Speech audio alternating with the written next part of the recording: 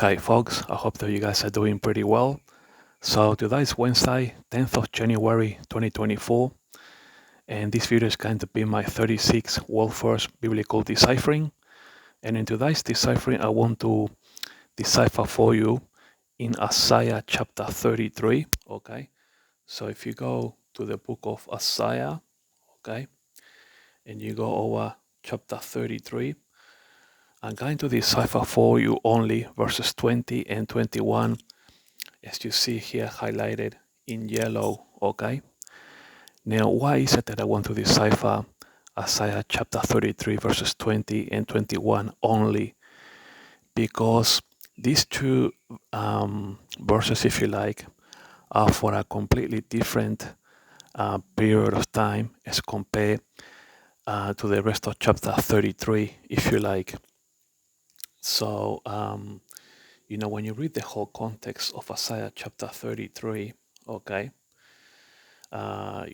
we read of God's incoming judgment, if you like, because we know that Isaiah prophesied during the time of King Hezekiah, and both the kingdom of Judah and of Israel, they become very corrupted, if you like. And so God was going to judge them. And we know that the Assyrians were beginning their invasion from the north, okay? And so we also know that Isaiah prophesied in Jerusalem, in the time of King Hezekiah, if you like. So, of course, during the Assyrian invasion. Now, what's different about these two verses 20 and 21 is that they actually belong in the dispensation of eternity, okay? That's why I wrote here, eternity, okay? So we're not going to see these two prophecies come to pass during the Millennium Kingdom. This is going to be done in eternity. And I say this because, of course, the first temple was destroyed. Also, the second temple was destroyed by the Romans in 70 AD. And so let us just, read the verses if you like, and I'll give you some more detail and I'll show you other prophecies as well, okay? So it says here, look upon Zion, the city of our solemnities.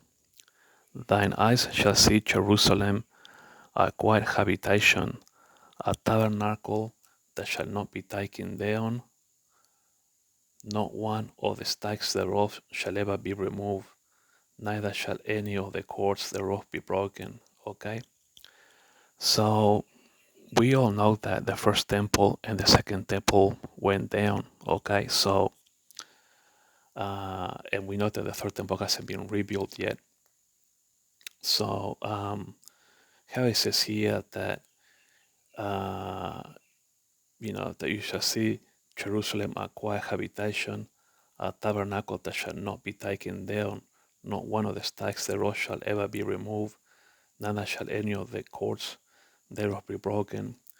This can only happen in eternity when we inherit the new Jerusalem.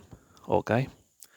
So I'll show you some scriptures in a moment in the book of Revelation because, the fact that the tabernacle, in other words, is talking about God's temples, if you like, the first and the second temple. We know that the first temple went down and also the second temple went down. But it says here, a tabernacle that shall not be taken down, okay? Not one of the stacks thereof shall ever be removed, okay? But yet we know that the first and the second temple went down. So, the new Jerusalem, if you like, or the new tabernacle, okay, is still gonna go down, okay, or be broken down. And that can only happen in eternity with God's new Jerusalem. Let us read verse 21 now. But there the glorious Lord will be unto us a place of broad rivers and streams, wherein shall go no galley with oars, neither shall gallant ship pass thereby. Okay. Well, we know that when we're going to inherit the new earth, there's not going to be oceans anymore. There will be rivers and streams and things like that, I guess, like it says here. But we know that by Bible prophecy that there's not going to be any oceans anymore. So, and when it says here, but there the glorious Lord will be unto us a place of broad rivers and streams, has also other meanings as well. Okay. Now, first of all, let us go to the book of Revelation. I want to show you some prophecies here. I got some page markers here.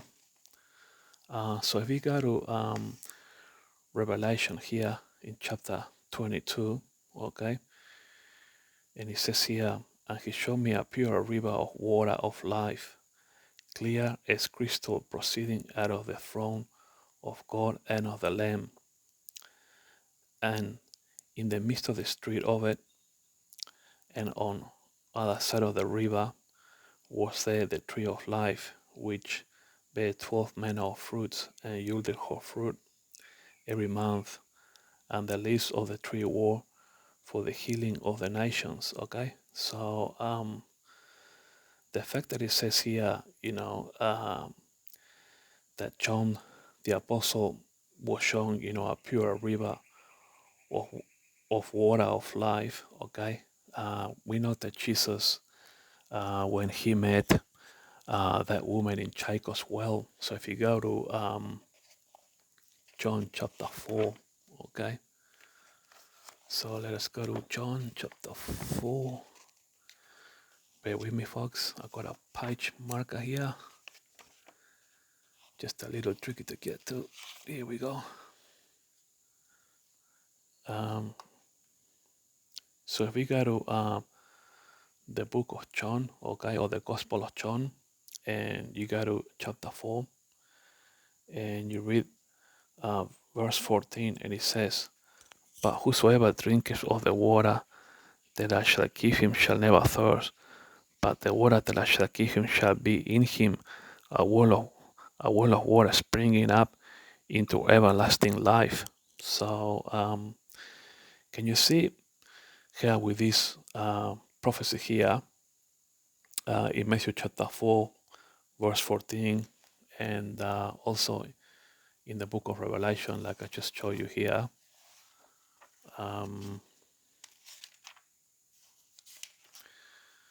Bear with me for one sec. Here, I just show you here in Revelation 22, and he showed me a pure river of water of life as crystal proceeding out of the throne of God and of the Lamb. And then if you tie this to Isaiah, okay,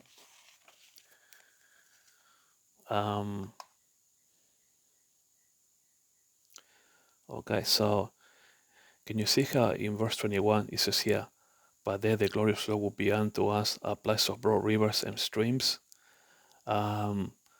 Practically, when you think about what, the verse that I just showed you in John, and also the verse in the book of Revelation, and also when you read this verse 21 here, when you put the three together, you kind of like you come to the conclusion that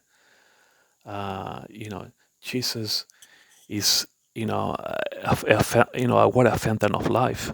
You know, that's what I'm trying to say here.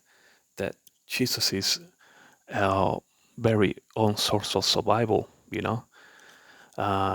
humans, rely on water to survive. Without water, we cannot, we cannot survive. So Jesus, if you like, is a living stream of water, if you like, a broad river. Jesus is giving us life, through His salvation. So I guess in context, folks, like I was saying, that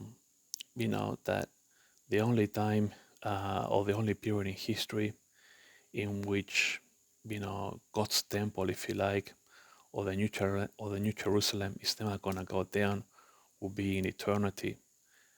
Um, we know that the first and the second temple went down, but in eternity, like it says here, um, not one of the stakes thereof shall ever be removed, neither shall any of the cords thereof be broken. So, and Jesus, God, uh, He's going to be glorious, and He's going to be our very own source of life. You know, uh, the Lord will be unto us a place of broad waters and streams. So, I guess it's got that meaning that Jesus is a source of life, and of course we know that in the new earth there's not going to be any oceans. So it says here, wherein shall go no galley with oars. In other words, there's not going to be any ships.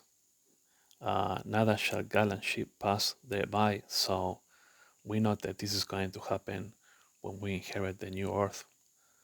So I thought that it was quite interesting, and I wanted to share it with you because these two verses in Isaiah chapter 33, verse 20 and 21 are completely separate in context of verses 1 to 24. These are the only two verses that take us somewhere else to another point in time. They're on the track in eternity, in my view.